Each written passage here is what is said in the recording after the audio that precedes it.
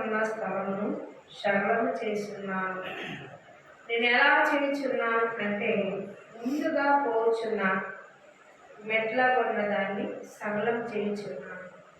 నేను ఎలా పట్టుకున్నాను, నేను అతన్ని ఎలా పట్టుకున్నానో, ఎత్తడి తలుపులను పగలగొట్టినట్టు, ఇనుపు గడియలను విరగొట్టినట్టు పేరు పెట్టి పిలిచి, ఇశ్రాయేలు దేవుడైన యెహోవా నేనే అని నీవు తెలుసుకున్నట్లు అంతఃస్థలములో ఉంచబడిన నిధులు, రహస్య స్థలంలో మరుగైన నదులను నీకిచ్చుచు నా సేవకుడు యాకోబు నిమిత్తం నియమించును. దేవుడు ఇక్కడ కోరాకుల గురించి కొన్ని సంఘటనలు చెప్తే యాకోబుని గురించి కూడా చెప్తున్నాడు. యాకోబుని ఎలా పట్టుకున్నాడు? నిజమే పిల్లాడు. రిబ్కా గర్భంలో ఉండగా ఇద్దరు డెలివరీ అయ్యే సమయంలో మరి తండ్రి రిబ్కాతో మాట్లాడినట్లు చూస్తున్నాం. చాలా పెరుగులాట, గర్భంలో చాలా పెరుగులాట, ప్రాణం పోయినంత పెరుగులాడినప్పుడు రిబ్కాకు చెప్పాడు యాకోబుని గురించి. తన చెయ్య ముందు వస్తుంది కానీ తన చెయ్య కంటే పుట్టేవాడు పెద్దవాడే పుడతాడు, చిన్నవాడు చెయ్య ముందు వస్తుంది.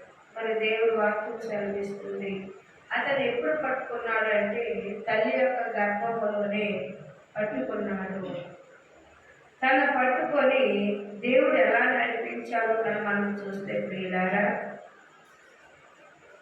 తల్లి ఇంతగా ఉన్నప్పుడే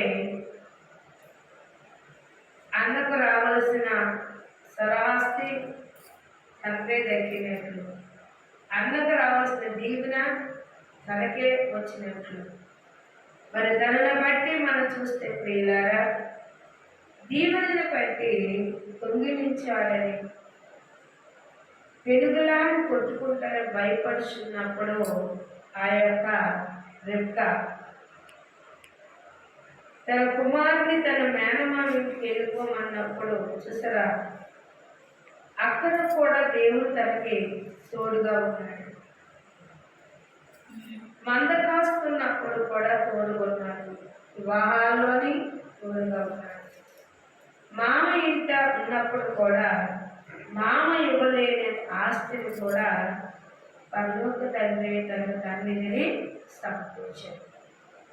అట్లా మనం చూస్తే ప్రియులారా, మళ్ళా ఆస్వాదించి తన స్వరహాస్తులు తీసుకుని వచ్చినప్పుడు కూడా యాకోబుకు ముందుగా నడుస్తూ మళ్ళా దేవుడు నడిపించినట్లు చూస్తున్నాం. అందుకే ఎవరు ఇతడు అంటే ఇశ్రాయేలు దేవుడని యెహోవా నేనే అని నువ్వు తెలుసుకున్నట్లు అంధకార స్థలంలో ఉంచబడిన నిధులను శిరహాస్తులు ఎక్కడెక్కడో ఉండిపోయి కూడా అవి తన పిల్లలకు ఇవ్వాలి. నిధులని ఎక్కడెక్కడో తెలియని అసలు రహస్యంగా ఉండిపోయింది.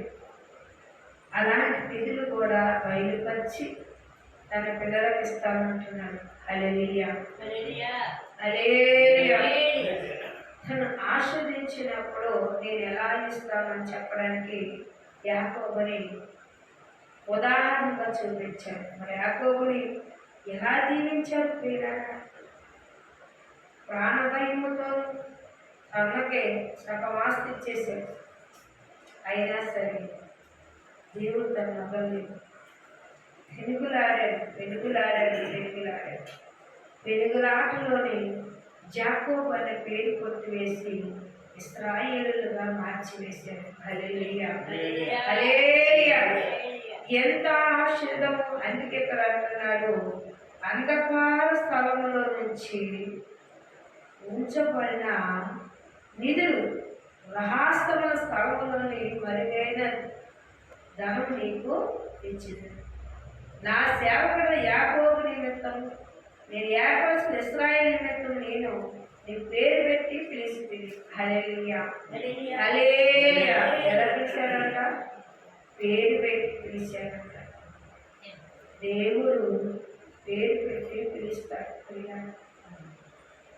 మరి ఆయన ఏర్పాటు ఏర్పరిచారు కాబట్టి ఆయన నిధులు ఆయనకి మరి తండ్రి ఇవ్వలేకపోయినా తన పరలోక తండ్రి మాత్రం ఇచ్చాడు.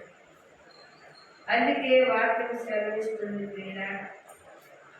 ఏమిటి అని మనం చూస్తే ఇక్కడ అంటారు,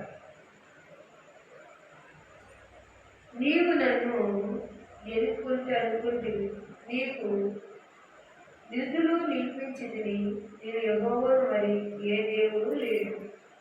నీకు నేను నిధులు అనే దాన్ని ఏమంటారంటే వీళ్ళగా పురతకాలం రాజులు సంస్థలో ఉన్నప్పుడు వాళ్ళకి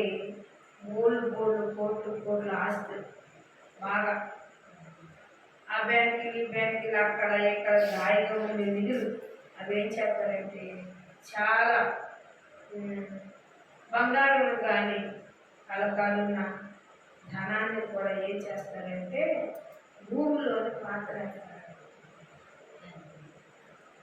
ఆ నిధులు అంటే అది తన పిల్ల తరాలు తీస్తారన్నమాట. అప్పుడు దాకా అది అందులోనే ఉంటుంది. దాన్ని తీయడానికి కూడా దాన్ని చాలా బందోబస్తు పెడతారు. ఎవరు పడ్డారు దాన్ని తీయటం ఉండదు.